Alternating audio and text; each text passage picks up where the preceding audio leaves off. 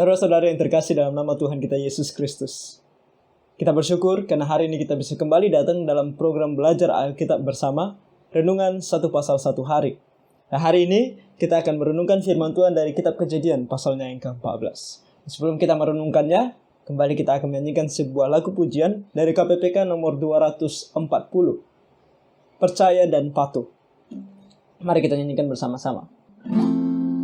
Bersama Tuhanku dalam terang firman-Nya, Dia yang menyinari jalanku. Turut perintah-Nya, Dia tinggal dalamku, beserta umat-Nya yang patuh. Percayalah dan patuh padanya, pasti kau dikasihnya. Hanya percayalah, hilang awan gelap, lenyap bayang maut, saat tampak wajah Tuhanku. Hilanglah bimbangku, lenyap air mataku, percaya dan patuh padanya. Percayalah dan patuh padanya, pasti kau dikasihnya. Hanya percayalah. Percaya dan patuh, itulah yang diinginkan oleh Tuhan. Kita percaya kepada Dia dan kita patuh kepada segala perintah-Nya. Nah, mari kita sama-sama membuka Alkitab kita dari Kejadian pasalnya yang ke-14. Nah, hari ini kita akan merenungkan pasal 14 ini. Dan ini menceritakan sesuatu cerita yang sangat menarik untuk kita lihat, karena adanya sebuah peperangan. Nah, untuk pertama kalinya kita melihat di dalam kitab Kejadian ada sebuah peperangan antar bangsa. Oke. Dan di sini dikatakan di pasalnya yang ke-14 ayatnya yang pertama. Pada zaman Amrafel, Raja Sinear, Ariok, Raja Elasar, Kedorlaomer, Raja Elam, dan Tidal, Raja Goyim, terjadilah bahwa raja-raja ini berperang melawan Bera, Raja Sodom, Birsa, Raja Gomora, Shinab, Raja Adma, Shemeber, Raja Zeboim, dan Raja negeri Bela, yakni negeri Zoar. Nah, 4 raja melawan 5 raja. Dan bukan hanya sebenarnya 5 raja, nanti kita akan lihat dalam perjalanan mereka, ke-4 raja ini juga mengalahkan beberapa kota lain untuk mereka ambil, untuk mereka duduki. Nah, ke-4 raja ini berasal dari Mesopotamia. Oke, baik itu Sinear, Elasar, dan Elam, dan kemudian Goyim. Semuanya ini berasal dari daerah Mesopotamia. Nah, kemarin kita sudah melihat peta Mesopotamia. Nah, dari sana keempat raja ini berasal. Dan mereka turun ke bawah, ke tanah Kanaan, untuk merebut tanah Kanaan. Atau lebih tepatnya untuk merebut daerah sekitar jalan untuk menuju ke Mesir. Jadi kemungkinan besar mereka ini mau supaya perjalanan dari Mesopotamia menuju Mesir itu menjadi milik mereka. Karena itu adalah suatu tempat yang sangat strategis, di mana orang-orang kalau mau pergi ke Mesopotamia harus melalui jalan itu. Kalau dari Mesir. Nah, kalau orang dari Mesopotamia mau pergi ke Mesir juga harus melalui jalan itu. Jadi kalau mereka menguasai jalan itu berarti mereka juga mendapatkan termasuk dari pajak yang bisa mereka ambil jikalau orang melewati jalan tersebut. Dan mereka sendiri sebagai orang Mesopotamia tidak perlu membayar pajak ketika mereka melewati jalan-jalan tersebut kalau mereka mau pergi ke Mesir. Jadi satu bangsa yang begitu besar, yang kemarin kita tahu dimulai dengan nama Babel oleh seorang yang gagah perkasa namanya Nimrod. Dan kali ini dari Mesopotamia ini turunlah 4 raja ini untuk mengalahkan raja-raja yang ada di sekitar tanah Kanaan. Dan menariknya di sini dikatakan bahwa raja-raja yang disebut terakhir ini semuanya bersekutu dan datang ke lembah Sidim, yakni Laut Asin. Nah, kelima raja termasuk Raja Sodom dan Gomora, mereka bersekutu. Artinya mereka berkumpul dan bersatu untuk melawan keempat raja ini. Nah, mereka berkumpul di daerah Sidim dikatakan di sini, yaitu dikatakan tadi lembah Sidim, yakni Laut Asin. Nah, di mana ini Laut Asin? Laut Asin adalah laut mati. Oke, Laut Asin adalah laut mati. Kenapa dia dikatakan sebagai laut asin dan kenapa dia disebut sebagai laut mati? Karena kalau laut biasanya berada di luar dari daratan dan biasanya dia sangat luas dan airnya asin. Nah, sedangkan laut mati ini dia seperti danau, tetapi airnya tidak tawar melainkan asin. Dan kadar garamnya itu sangat tinggi. Diperkirakan sekitar 30-32%. Jadi kalau ada air dalam satu gelas, maka sepertiga dari gelas itu adalah garam. Bayangkan betapa asinnya. Kalau kita ambil satu gelas air dan kita taruh sedikit garam saja, kita sudah merasa asin. Apalagi ini, dia sepertiga dari gelas itu adalah garam. Jadi di sini kita melihat bahwa air di laut ini atau laut mati ini sangat asin. Makanya dia disebut sebagai laut asin. Oke. Nah, 12 tahun lamanya mereka takluk kepada Kedorlaomer, tetapi dalam tahun yang ke-13 mereka memberontak. Jadi ini juga salah satu tujuan dari keempat raja ini untuk turun, karena mereka sekarang sudah mulai memberontak kepada Raja Kedorlaomer. Jadi Raja Kedorlaomer juga bersekutu dengan 3 raja lainnya dan pergi ke bawah, turun untuk mengalahkan mereka. Oke. Nah, dalam tahun yang ke-14 datanglah Kedorlaomer serta raja-raja yang bersama-sama dengan dia, lalu mereka mengalahkan orang Refaim. Nah, dalam perjalanan mereka mengalahkan beberapa daerah, beberapa kota. Yang pertama adalah Refaim di Asiterot Karnaim. Kemudian ada orang Zuzim di Ham.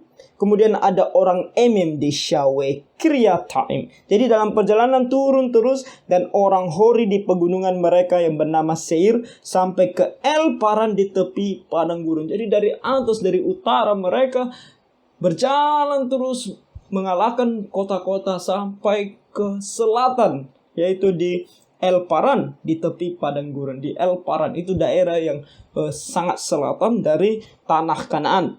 Dan kemudian dikatakan di sini bahwa sesudah itu baliklah mereka kembali ke utara, dan kali ini mereka pergi sampai ke En Mispat, yakni Kadesh. Oke, Kadesh, dan mengalahkan seluruh daerah orang Amalek dan juga orang Amori yang diam di Hazezon Tamar. Nah, semuanya ini menunjukkan betapa hebatnya keempat raja ini, betapa berkuasanya mereka, betapa tangguhnya mereka. Tentu kita tahu secara logis bahwa tidak mungkin hanya 4 raja ini yang datang. Tentu mereka membawa pasukan mereka untuk berperang. Tapi kita lihat betapa kuatnya mereka, tangguhnya mereka, sehingga kota-kota atau daerah-daerah ini kalah melawan mereka, takluk melawan mereka. Jadi di sini kita melihat suatu kekuatan yang besar dari keempat raja ini. Lalu mereka sampai di Kadesh dan mengalahkan seluruh daerah orang Amalek dan juga orang Amori yang diam di Hazezon Tamar. Ayat 8. Lalu keluarlah raja negeri Sodom, raja negeri Gomora, raja negeri Adma, raja negeri Zeboim, dan raja negeri Bela. 5 raja, yakni negeri Zoal, dan mengatur barisan perang yang melawan mereka di lembah Sidim. Jadi di sebelah selatan dari Laut Asin. Oke, di sebelah selatan dari Laut Asin melawan Kedorlaomer raja Elam, Tidial raja Goyim, Amrafel raja Siner, dan Ariok raja Elasar. Diberikan penekanan lagi 4 raja lawan 5. Nah, siapa yang menang? 4 raja lawan 5. Ayat 10, di lembah Sidim itu di mana-mana ada sumur aspal. Nah, apa ini sumur aspal? Sumur aspal adalah tanah yang berbentuk seperti aspal, lengket seperti aspal yang juga digunakan sebagai semen. Oke, ketika dia kering, dia akan mengeras seperti semen. Oke, pada zaman itu mereka menggunakan ini untuk membangun. Oke, dan di sini dikatakan bahwa ketika Raja Sodom dan Raja Gomora melarikan diri, jatuhlah mereka ke dalamnya, dan orang-orang yang masih tinggal hidup melarikan diri ke pegunungan. Jadi, apa yang terjadi? Mereka kalah. Kelima raja itu kalah dan segala harta benda Sodom dan Gomora beserta segala bahan makanan dirampas musuh, lalu mereka pergi. Juga Lot anak saudara Abram beserta harta bendanya dibawa musuh, lalu mereka pergi sebab Lot itu diam di Sodom. Jadi ketika mereka mengalahkan satu kota, satu tempat, mereka akan mengambil rampasan atau mengambil harta kekayaan yang ada di kota tersebut untuk menjadi milik mereka sendiri. Dan begitu juga ketika mereka mengalahkan Sodom, dan di highlight atau diperjelas di sini bahwa di sana juga ada Lot yang sekarang sudah diam di Sodom. Yang kemarin dia hanya melihat ke timur, melihat daerah itu sangat hijau, belum masuk ke Sodom, sekarang dia sudah berada di Sodom. Dia tergoda dengan keadaan atau kekayaan yang ada di Sodom. Meskipun kita tahu kota ini adalah kota yang jahat di mata Tuhan. Tapi karena dia lebih menginginkan sebuah kekayaan yang besar, maka dia memasuki kota itu. Dan betapa Tuhan di sini mau memberikan dia pelajaran bahwa berada di kota jahat seperti Sodom, dia tidak mendapatkan perlindungan daripada Tuhan. Sehingga Tuhan di sini membiarkan dia ditangkap. Bukan hanya hartanya yang dirampas, dia juga ikut dibawa sebagai tawanan. Juga Lot anak saudara Abram beserta harta bendanya dibawa musuh, lalu mereka pergi sebab Lot itu diam di Sodom. Oke, jadi dia menjadi tawanan.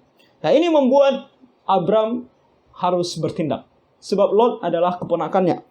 Ayat 13. Kemudian datanglah seorang pelarian dan menceritakan hal ini kepada Abram, seorang Ibrani itu yang tinggal dekat pohon-pohon terbantin kepunyaan Mamre, orang Amori itu saudara Eskol dan Aner, yakni teman-teman sekutu Abram. Ketika Abram mendengar bahwa anak saudaranya tertawan, maka dikerahkannya lah orang-orangnya yang terlatih, yakni mereka yang lahir di rumahnya, 318 banyaknya, lalu mengejar musuh sampai ke Dan. Jadi apa yang dilakukan Abram di sini? Bukan karena dia merasa kuat, bukan karena dia merasa hebat, tetapi keluar dari rasa cinta dan kasihnya kepada keponakannya. Dia tidak mau membiarkan keponakannya berada dalam masalah yang besar. Dan tidak ada yang tahu apa yang akan dilakukan oleh keempat raja ini terhadap Lot. Apakah dia akan diperbudak di sana atau bahkan dibunuh di sana. Kita tidak pernah tahu, atau mungkin disiksa di sana. Jadi Abram keluar dari rasa kasihnya yang begitu besar kepada Lot, dia mau menyelamatkan Lot. Dan dia membawa seluruh orang-orang yang ada di dalam rumahnya, ada 318 orang banyaknya. 318, wah banyak sekali pekerja-pekerja yang ada di rumah Abram. Tentu ini menunjukkan juga bahwa dia adalah orang yang sangat-sangat kaya. Saya rasa sekaya-kayanya orang tidak pernah memiliki pekerja sebanyak 318 orang. Ini pun yang hanya dia bawa. Yang tinggal kita tidak tahu berapa orang. Jadi begitu kaya dia ini ya. Dan dia mengejar musuh sampai ke Dan. Ke Dan adalah daerah utara dari tanah Kanaan. Dan tentunya nama-nama di sini kebanyakan adalah nama-nama setelah hal ini terjadi. Karena kita tahu bahwa kitab Kejadian ini ditulis oleh Musa. Dan Musa itu berada dalam atau generasinya adalah generasi masa keluaran. Nanti kita akan baca keluaran. Nah, salah satu saya percaya tujuan Musa dan tujuan Tuhan meminta atau menunjuk Musa untuk menulis kisah Abram ini adalah untuk memberikan satu motivasi atau semangat atau kekuatan atau dorongan kepada bangsa Israel. Karena sebentar lagi mereka akan memasuki tanah Kanaan dan mereka akan berperang melawan orang-orang Kanaan. Jadi apa yang ditampilkan di sini seharusnya memberikan mereka semangat mengetahui bahwa Tuhan, ketika Tuhan berkehendak mereka menduduki kota itu, maka mereka akan bisa mendudukinya walaupun mereka bukan orang-orang terlatih untuk berperang. Nanti kita lihat dalam kitab Keluaran bahwa orang-orang Israel yang pergi berperang bukanlah para tentara. Demikian juga yang ada di sini. Abram tidak membawa tentara. Dia membawa orang-orang yang terlatih di rumahnya. Terlatih untuk apa? Terlatih untuk bekerja, bukan untuk berperang. Tetapi apa yang terjadi di sini? Ayat 15 dikatakan, dan pada waktu malam berbagilah mereka, ia dan hamba-hambanya itu untuk melawan musuh. Berbagilah di sini menunjukkan bahwa Abram bukan sembarangan pergi berperang, tapi dia memikirkan bagaimana cara untuk menang. Dan tentunya di sini kita tahu bahwa dia mengatur strategi untuk menang. Dan apa yang terjadi? Mereka mengalahkan dan mengejar musuh sampai ke Hoba di sebelah utara Damsyik. Bukan hanya mereka bisa mencuri Lot. Mungkin kita pikir mereka diam-diam mencuri Lot dan lari seperti itu. Tidak. Mereka berperang dengan sungguh-sungguh berperang, dan 4 raja beserta pasukan mereka yang tadinya begitu luar biasa kekuatannya, mengalahkan begitu banyak kota. Bahkan 5 raja sekalipun tidak mereka takuti, dan mereka menang terhadap kelima raja itu. Melawan Abram dan pasukannya yang terlatih di rumahnya untuk bekerja di tanah atau bekerja untuk menjaga ternak, kalah. Mereka keempat raja ini kalah, dan bukan hanya kalah, mereka melarikan diri dan dikejar sampai ke Hoba. Hoba itu lebih utara lagi daripada Dan, di utara Damsyik lagi. Oke. Dan pada di ayat 16, dibawanya lah kembali segala harta benda itu, juga Lot anak saudaranya itu, serta harta bendanya dibawanya kembali. Demikian juga perempuan-perempuan dan orang-orangnya. Perempuan-perempuan dan orang-orang yang ditawan oleh keempat raja ini juga dibebaskan oleh Abram. Walaupun tadi tujuan Abram cuma menolong Lot, keponakannya, tapi dia juga memiliki belas kasihan terhadap orang-orang yang ditawan. Jadi dia juga ikut membebaskan mereka sehingga mereka bisa pulang ke rumah mereka masing-masing. Saudara-saudara, apa yang dilakukan Abram di sini adalah sebuah kasih yang begitu besar. Kita bisa mencontoh apa yang dilakukan Abram dalam artian bagaimana kita dengan sesama kita, atau terlebih saudara kita di dalam Tuhan. Ketika kita mendengar mereka dalam masalah, ketika kita mendengar mereka dalam kesusahan, apa yang kita lakukan? Apalagi dalam kondisi masa pandemik seperti ini. Tentu ini ada masa-masa yang sangat sulit. Kalau ada saudara kita yang bekerja di rumah sakit sebagai tim medis, kita mendengar kesusahan mereka. Apa yang kita lakukan untuk menunjukkan kasih kita kepada mereka? Saudara-saudara, kalau kita orang yang memiliki kekuatan, kemampuan untuk menolong mereka, setidaknya mungkin menyediakan sesuatu untuk mereka makan, atau menyediakan sesuatu untuk mereka pakai, ada satu hal yang bisa kita lakukan untuk mereka. Atau mungkin kita orang yang bisa mengenal firman Tuhan, mengingat firman Tuhan, kita kirimkan kepada mereka teks untuk menguatkan mereka di dalam Tuhan. Dan saudara-saudara kita yang ekonominya semakin lemah di masa-masa pandemik ini, apa yang kita lakukan dengan mereka? Apakah kita hanya melihat mereka begitu saja? Kita mendengar saja, oh dia sedang kesusahan, oke. Ya apa boleh buat lah, namanya juga pandemik. Kita semua merasa kesusahan. Kalau kita memiliki kelebihan sedikit, ya baiklah kita membantu. Saling membantu satu dengan yang lain. Dan bukan hanya itu. Sebenarnya dengan kita berada di rumah saja, tidak pulang kampung, tidak berkomunikasi dengan teman atau saudara kita di luar sana dengan pergi ke tempat mereka, adalah juga rasa kasih kita kepada mereka. Sebab kita tidak mau mereka terkena virus ini. Karena kita tidak pernah tahu apakah kita ini orang yang membawa virus ini atau tidak. Karena selain orang-orang yang memiliki gejala, ada juga orang-orang yang tidak memiliki gejala sama sekali. Dan kita tidak pernah tahu kita bagian dari mereka atau tidak. Dan kalau kita pulang kampung, dan kalau kita bertemu dengan saudara kita, dan kalau kita tetap berkomunikasi dengan mereka dengan cara mendatangi mereka, tentu virus yang ada dalam diri kita bisa mengenai mereka. Dan kalau mereka adalah orang-orang yang lemah secara imun, mereka bisa terkena penyakit ini, mereka bisa menjadi sakit. Dan bukan hanya itu, bisa menyebabkan kematian bagi mereka. Jadi kalau kita mengasihi mereka, salah satu cara kita adalah dengan diam diri di rumah. Dan mengasihi seluruh orang-orang yang ada di sekitar kita. Kita berdiam diri di rumah. Untuk apa? Untuk menekan atau mengurangi atau bahkan menghentikan penyebaran virus ini. Sehingga tidak lagi jatuh lebih banyak korban oleh karena pandemik ini. Jadi hal-hal seperti ini dan banyak hal lain kita bisa pikirkan, kita bisa renungkan apa hal yang bisa kita lakukan untuk saudara kita yang berada dalam kesusahan. Abram dari kasihnya yang begitu besar kepada Lot, keponakannya sendiri, tidak memandang betapa kuatnya raja-raja itu. Pasti dia sudah mendengar bagaimana keempat raja itu mengalahkan kelima raja Sodom, bahkan mengalahkan daerah-daerah lainnya. Tapi di dalam kasihnya yang besar, dia tidak mempedulikan hal itu. Dia pergi dan menolong Lot. Dan dia percaya Tuhan akan menolong dia. Dan tentu saja Tuhan menolong dia. Ayat 17-24 menunjukkan kepada kita sifat Abraham kembali dalam hubungannya dengan Tuhan. Dikatakan di ayat 17, setelah Abram kembali dari mengalahkan Kedorlaomer dan para raja yang bersama-sama dengan dia, maka keluarlah Raja Sodom menyongsong dia ke lembah Syawe, yakni lembah raja. Nah, lembah Syawe itu di sekitar daerah Salem, dan Salem adalah Yerusalem. Jadi daerah situ ketika dia sampai di sana, dan itu tentunya daerah di mana dia menuju Hebron, tempat dia tadi dikatakan di Mamre. Jadi Hebron, sebelum dia sampai ke Hebron, kalau dia dari utara dia harus melewati lembah ini, lembah Syawe ini, yakni kota Salem. Jadi sebelum sampai ke Hebron dia harus melewati. Dan Raja Sodom yang selamat dari peperangan tadi, dia pergi dan menyongsong mereka, karena dia mendengar mungkin bagaimana Abram bisa mengalahkan raja-raja itu, dan tentunya dia sangat senang karena harta benda bahkan orang-orang yang ditawan telah dibawa kembali, dan dia mau menjemput mereka.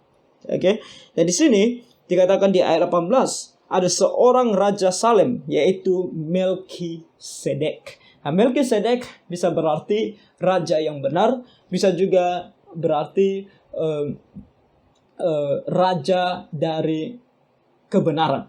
Oke. Jadi ini Melkisedek adalah dikatakan di sini raja Salem, dan dia adalah seorang imam Allah yang maha tinggi. Raja Salem membawa roti dan anggur. Ia seorang imam Allah yang maha tinggi. Dia adalah pemimpin dari kota Salem, sekaligus dia adalah seorang imam yang percaya kepada Tuhan, Allahnya Abraham atau Allahnya Abram. Jadi dia adalah satu di antara begitu banyak orang di luar Abram dan keluarganya pada masa ini yang percaya kepada Tuhan. Bahkan di sini dikatakan dia adalah seorang imam. Nah, saya secara pribadi juga percaya bahwa tentunya sebelum Abram bertemu dengan Melkisedek di sini, kemungkinan besar Abram sudah ada komunikasi dengan Melkisedek, walaupun tidak dituliskan dalam Alkitab. Nah, ada yang percaya demikian, ada yang tidak percaya demikian. Namun saya percaya demikian.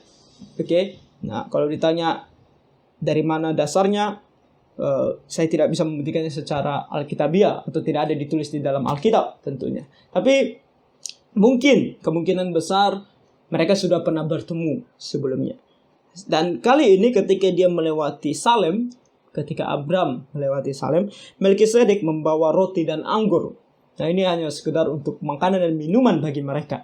Ada yang mengaitkannya dengan perjamuan kudus, tapi ini tentu tidak sesuai dengan apa yang terjadi di sini, sebab perjamuan kudus belum diberikan oleh Tuhan Yesus. Perjamuan kudus adalah sesuatu yang langsung diberikan oleh Tuhan Yesus, atau yang langsung diinstitusikan oleh Tuhan Yesus nantinya setelah dia datang ke dalam dunia, bukan saat ini. Jadi orang Israel atau Abram dan keturunannya tidak melakukan perjamuan kudus sama sekali. Mereka lakukan nanti adalah Paskah, satu hal yang berbeda. Oke. Jadi ini bukan perjamuan kudus, ini adalah makanan dan minuman yang lumrah, apa yang bisa dikatakan suatu makanan dan minuman untuk berpesta, karena mereka mendapatkan atau sudah menghadapi sebuah kemenangan yang besar. Tentu roti dan anggur adalah makanan dan minuman yang begitu enak untuk dimakan, untuk merayakan kemenangan mereka. Nah, seorang imam Allah yang maha tinggi. Imam Allah yang maha tinggi berarti Allah yang ada di sorga. Okay? Dan dia adalah seorang imam, yang artinya berdoa bagi orang lain, menjadi perantara antara manusia dengan Allah. Karena pada masa itu istilah atau imam adalah orang-orang yang dipercaya atau yang ditunjuk oleh Tuhan untuk berdoa bagi umatnya. Oke. Dan ini nanti akan dikaitkan dalam Ibrani, kitab Ibrani, yang kita akan membahasnya kalau suatu hari nanti, kalau Tuhan tolong kita sampai ke kitab Ibrani. Oke. Jadi doakan supaya kita tetap terus bisa belajar Alkitab satu pasal satu hari. Dan kalau Tuhan tolong bisa sampai ke perjanjian baru, bahkan kitab Ibrani, bahkan mungkin sampai habis seluruh Alkitab, ya.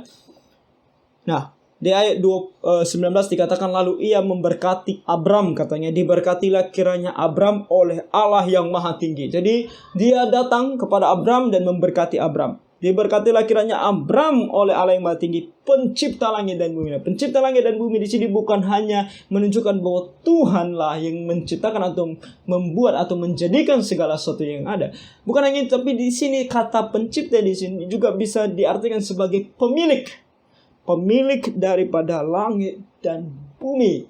Dan kenapa dia menggunakan nama Allah yang Maha Tinggi, pencipta atau pemilik langit dan bumi? Sebab dikatakan ayat 20, dan terpujilah Allah yang Maha Tinggi yang telah menyerahkan musuhmu ke tanganmu. Sebab mereka percaya, baik itu Melkisedek maupun Abram, bahwa tentunya yang membuat Abram bisa mengalahkan keempat raja itu, walau hanya dengan orang-orang yang tidak terlatih untuk berperang, mereka bisa mengalahkan raja-raja yang begitu luar biasa kuasanya dan kehebatannya.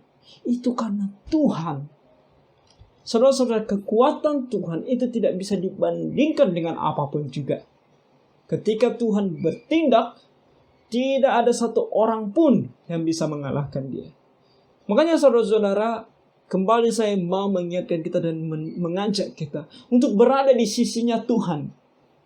Oke, karena bagaimanapun caranya kita, betapa kerasnya pun kita bilang Tuhan itu tidak ada, Tuhan itu tidak menolong kita, Tuhan, betapapun kita melawan kehendak ini perkataan Tuhan ini tidak benar, perkataan Tuhan itu tidak benar, janji Tuhan ini tidak benar, janji itu Tuhan itu tidak, betapapun kita bilang demikian, Dia tetap adalah Tuhan yang Maha Tinggi, pemilik daripada langit dan bumi. Dan kalau Dia sudah murka dan melawan kita, kita tidak akan pernah bisa mengalahkan Dia. Oleh karena itu lebih baik berada di sisi Tuhan daripada melawan Tuhan. Karena berada di sisi Tuhan sama seperti Melkisedek maupun Abram, Tuhan akan menolong dan memberikan kemenangan sesuai dengan kehendaknya tentunya. Abram di sini menang. Nanti ada waktu di mana kalah. Bukan hanya karena Tuhan berkehendak, tentunya karena mereka berdosa, tapi juga karena Tuhan terkadang berkehendak memberikan kekalahan. Ada yang hidup ketika mereka disiksa karena Tuhan menolong mereka. Ada yang tidak hidup dan Tuhan mengizinkan mereka mati. Selalu itu yang terjadi dalam Alkitab. Jadi kembali di sini adalah sebuah narasi, sebuah cerita tentang kisah Abram mengalahkan keempat raja, tapi bukan janji bagi setiap orang yang pergi berperang pasti menang. Bukan janji. Bedakan janji dengan narasi. Oke? Narasi adalah sebuah cerita yang menunjukkan karakter Tuhan, yang menunjukkan karakter kita sebagai manusia. Tetapi bukan janji bahwa setiap kali terjadi peperangan atau setiap kali terjadi hal yang sama seperti apa yang terjadi di sini, pasti hasilnya sama. Bukan. Itu bukan janji. Oke? Jadi kembali, ini bukan janji. Jangan ada yang menggunakan ayat firman Tuhan ini yang mengatakan bahwa kita pasti selalu menang. Kita tidak akan pernah kalah. Oke? Karena banyak sekali anak Tuhan yang kalah dan mati. Yesaya saja nabi yang begitu besar mati karena digergaji. Walaupun kita tahu seperti Yohanes digoreng tidak mati. 3 teman Daniel dibakar tidak mati. Daniel masuk gua sehingga tidak mati. Yesaya mati. Petrus disalibkan terbalik mati. Tuhan Yesus saja mati di atas kayu salib. Kalau itu kehendak Tuhan terjadi. Jadi bukan janji bahwa semuanya akan baik-baik saja. Oke, dan ayat 21. Nah, 20 masih 20 karena di sini dikatakan bahwa lalu Abram memberikan kepadanya 1/10 dari semuanya. Nah, perpuluhan memang adalah sebuah tradisi bahkan dari zaman Abram. Negara-negara di sekitar mereka juga melakukan perpuluhan. Tetapi yang mereka lakukan adalah persembahan perpuluhan kepada para dewa, kepada Allah-Allah lain. Oke. Tapi di dalam Alkitab kita dijelaskan bahwa perpuluhan juga diberikan oleh anak-anak Tuhan, tapi kepada Tuhan. Oke. Dan perpuluhan selalu dijadikan sebuah bentuk rasa ucapan syukur kita kepada Tuhan, yang dimana ini bukan hanya sekedar pemberian kita kepada Tuhan, tetapi milik Tuhan yang harus kita kembalikan kepada Tuhan. Oke, nanti detail dari perpuluhan akan terus diberitahukan. Tapi kita tahu bahwa nenek moyang bangsa Israel, bahkan Abram sendiri memberikan perpuluhannya sebagai hal yang wajib dia berikan kepada Tuhan dari apa yang sudah dia terima. Ketika dia pergi berperang, tentunya ada hal-hal yang menjadi kemenangan bagi mereka, dan dia mengambil 10/10 daripadanya dan memberikan semuanya kepada Tuhan. Oke. Ayat 21. Berkatalah Raja Sodom itu kepada Abram, berikanlah kepadaku orang-orang itu, dan ambillah untukmu harta benda itu. Nah, Raja Sodom hanya ingin orang-orangnya kembali. Dia pasti sudah sangat bersyukur karena semua orang selamat dan bisa kembali ke rumah. Dan dia bilang, harta benda itu kamu ambillah untukmu. Tetapi kata Abram kepada Raja negeri Sodom itu, aku bersumpah demi Tuhan Allah yang maha tinggi, pencipta langit dan bumi. Kembali di sini Abram mau memperjelas bahwa kemenangannya bukan karena dia. Bukan karena dia hebat, bukan karena dia kuat. Tetapi karena Tuhan yang memberikan dia kemenangan, yang menolong dia. Maka apa dia bilang? Aku tidak akan mengambil apa-apa dari kepunyaanmu itu, sepotong benang atau tali kasut pun tidak, supaya engkau jangan dapat berkata, aku telah membuat Abram menjadi kaya. Abram tahu bahwa seluruh harta kekayaan Sodom itu adalah harta kekayaan yang jahat di mata Tuhan. Karena kota Sodom dipenuhi dengan kejahatan di mata Tuhan. Dan dia tidak mau mengambil satu helai benang pun dari hasil kejahatan yang ada di Sodom dan Gomora.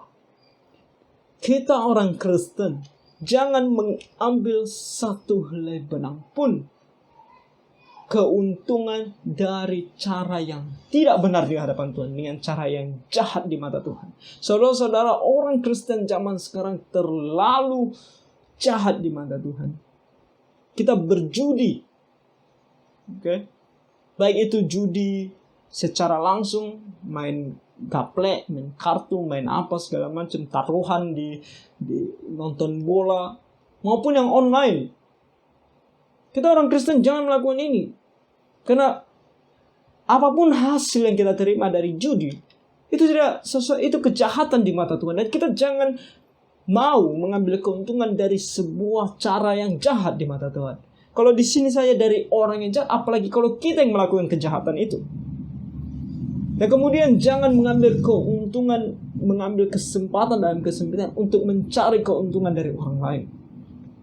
Abram menunjukkan sikap pendirian yang teguh di hadapan Tuhan. Dia tahu harta kekayaan itu datangnya daripada Tuhan. Kalau Tuhan mau menjadi kaya, Tuhan akan berikan dengan caranya yang benar, bukan dengan cara yang jahat seperti ini, yaitu mengambil harta kekayaan dari hasil kejahatan di Sodom dan Gomora. Jadi kita jangan melakukan itu. Baiklah kita semua mengingat akan hal ini. Jadilah seperti Abram.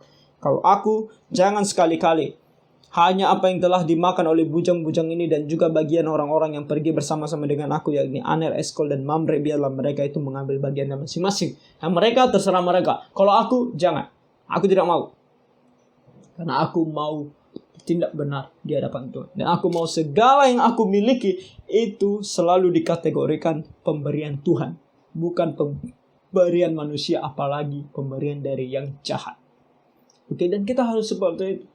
Apapun yang kita miliki, kita harus pastikan bahwa semuanya dihasilkan dari sesuatu yang baik, bukan dari sesuatu yang jahat. Kalau tidak, bagaimana kita bisa mempermuliakan nama Tuhan? Nah, Abram memilih jalan yang benar. Dan kita sebagai orang Kristen juga harus memilih jalan yang benar. Jangan kita mengambil jalan yang salah. Betapapun kayanya, betapapun besarnya kedudukan kita, betapapun tingginya kita, kalau itu dihasilkan dari sesuatu yang jahat, di hadapan Tuhan itu nol, bahkan minus. Dan Tuhan tidak akan memberkati dan tidak akan sayang kepada kita. Ketika badai melanda kita, dia tidak akan ada di sisi kita. Saudara-saudara, jadilah benar seperti Abram, sehingga ketika pun masalah timbul, badai pun datang, kita tidak gentar dan takut, karena Tuhan berada di sisi kita. Tentu hasilnya, baik itu menang, mau kalah, hidup atau mati, tidak masalah, karena Tuhan berada di sisi kita. Menang bersyukur kita masih bisa hidup, kalah bersyukur karena kita kembali kepada Dia di surga. Kedua hal itu akan sangat mensukakan hati kita. Kalau kita tahu apa yang kita lakukan benar dan Tuhan berada di sisi kita. Tapi kalau Tuhan tidak ada di sisi kita, kedua hal itu akan menjadi malapetaka besar. Karena kalau kita kalah, kita khawatir, jangan-jangan kita masuk neraka. Kalau kita pun menang, kita khawatir, jangan-jangan kita akan dihukum oleh Tuhan. Jadi saudara lebih baik berada di sisi Tuhan. Percaya dan patuh. Itu yang harus kita lakukan. Pelajaran kita hari ini dari Kejadian pasal 14. Kiranya Tuhan menolong kita semua. Tuhan memberkati.